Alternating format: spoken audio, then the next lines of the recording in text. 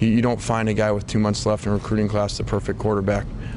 It's hard to find a guy 1 year early, let alone 2 months early. So we've been working on that right now.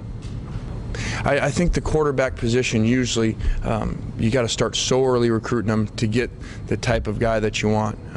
You know, guys will be committing here in the next couple months for this next class already, and to jump in this late, you had to do one of two things. You either had to keep the kids that were committed that didn't fit the system, in my opinion, or you had to go take guys that were down the line guys.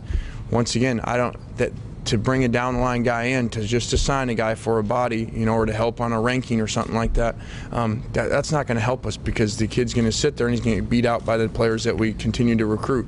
And so we have a great setup to be able to recruit a great guy in this next class, having 2 years in a row not signing a guy, which is not a good situation. I've never heard of it before, really.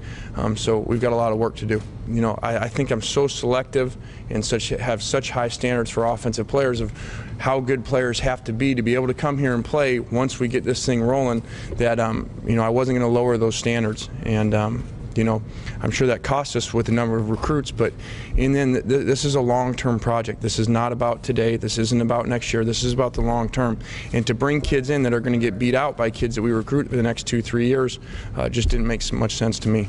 But we just kept going back to, let's not take guys just to make the class look better. Let's not take guys to get a better ranking. You know, we didn't do any of that.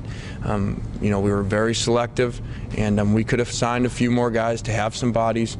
But you know, you don't win games in the long run for that, because you may sign a guy to have a body just because he helps you out in depth.